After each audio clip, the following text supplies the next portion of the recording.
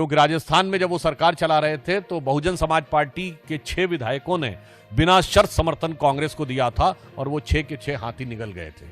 तो मुझे लगता है महागठबंधन के सहयोगियों को पूरा संकेत है कि आने वाले समय में कांग्रेस की कारगुजारियां क्या हो सकती है। और मुझे लगता है इस समस्याओं से विचलित होकर, विभ्रमित होकर श्री तेजस्वी यादव अब वो सारी बातें करना शुरू कर दिए हैं जो न सिर्फ उनके दावों की विश्वसनीयता पर प्रश्न चिन्ह लगाती है, बल्कि ऐसा लगता है कि चुनावी प्रक्रिया का माखौल उड़ाती है। इससे पहले उन्होंने यह दावा किया था कि हर परिवार के एक व्यक्ति को सरकारी नौकरी देंगे। मुझे लगता है कोई भी गंभीर व्यक्ति समझ सकता है बिहार की आबादी वर्तमान समय के प्रोजेक्शन के अनुसार 13.5 करोड़ है और 4.2 पर्सन पर फैमिली ऑन एन एवरेज होते हैं। अगर आप उससे डिवाइड करें तो 3 करोड़ कुछ लाख के आसपास आता है। 23 लाख लोगों के पास सरकारी नौकरियां, उनको आप हटा दें तो भी 2 करोड़ 90 लाख के आसपास परिवार पड़ते हैं। और हर व्यक्ति को अगर आप सरकारी नौकरी देंगे तो मिनिमम 30-35 हजार तनख्वाह से लेकर 2 लाख तक की तनख्वाह होती है, यानी 70-75 हजार रुपए ऑन एन एवरेज सैलरी पड़ेगी। तो मतलब 10 लाख रुपए साल, और 10 लाख रुपए साल को अगर आप 2 करोड़ 90 से गुणा कर दें तो 29 लाख करोड़ रुपए।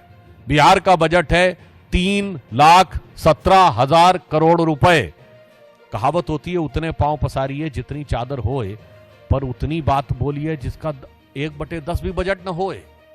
ये अगर करके दिखाया है तो तेजस्वी जी ने। और यहां पर यह भी समझ में आता है कि यदि पर्याप्त और उचित शिक्षा न हो तो नेता किस प्रकार की बात करने का प्रयास करता। और आज उन्होंने एक और काम किया। देखिए, बहुत साफ दिखाई पड़ता है जहां तक एनडीए और भारतीय जनता पार्टी का प्रश्न है, महिलाओं के सशक्तिकरण, आर्थिक सशक्तिकरण, जो हमने 75 लाख महिलाओं को 10,000 रुपए देने का कार्य किया, वो सिर्फ घोषणा नहीं की, कार्य किया है।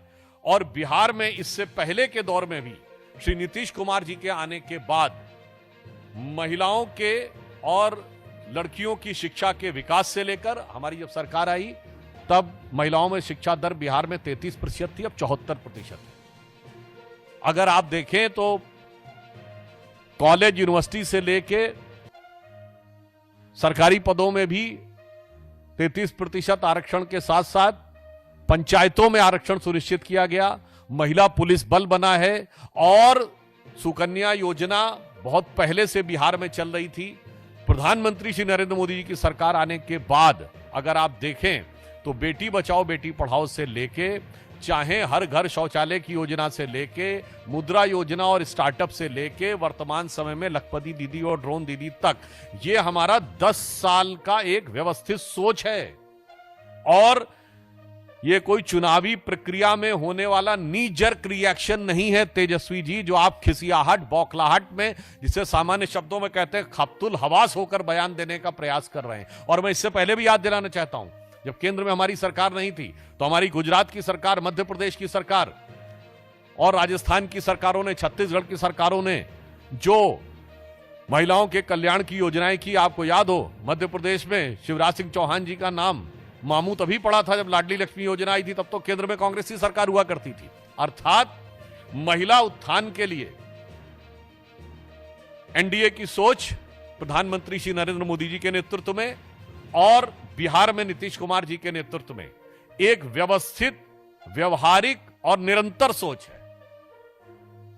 It is a methodical, consistent and pragmatic approach.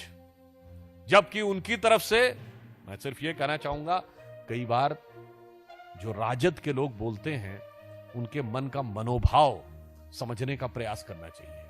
आपने देखा जब तेजस्वी जी ने कहा था 10 लाख नौकरी देंगे, 20 लाख नौकरी देंगे, तो अंतर्निहित मनोभाव शायद जनता नहीं समझ पाई थी, अब समझ गई। उनका मनोभाव यह था 10 लाख में नौकरी देंगे, वो में शब्द छुपा ले गए थे।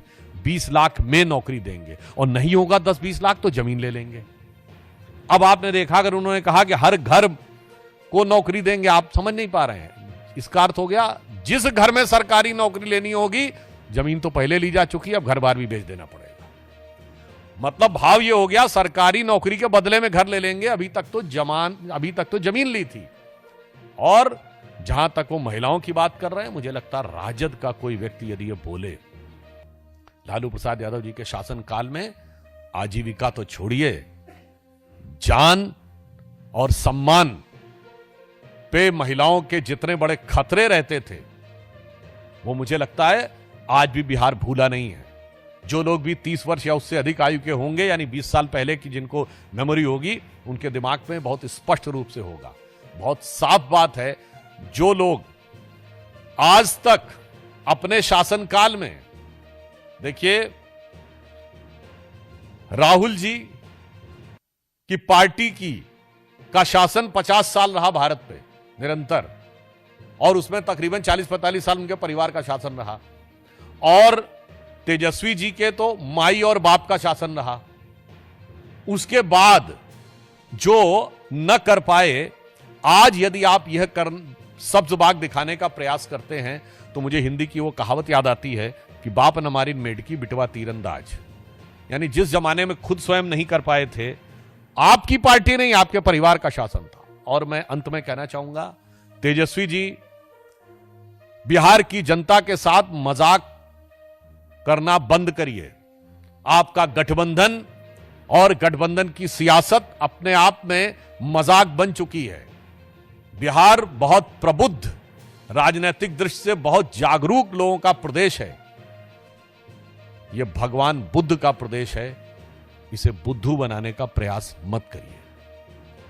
कोई भी व्यक्ति सहज भाव से समझ सकता है कि आप सिर्फ मजाक ही नहीं, क्रूर मजाक कर रहे हैं, क्योंकि जो चीज ना आपके मन में है, ना आपके कर्म में है, उसे वचन में देके धोखा देने का प्रयास नहीं हो सकता। और बिहार की प्रबुद्ध जनता ऐसे सारे लोगों का भ्रम उसी प्रकार चकनाचूर और बिखरता नजर आएगा, जैसे महागठबंधन की हसरतों का नजारा बिखरता हुआ नजर आ रहा है।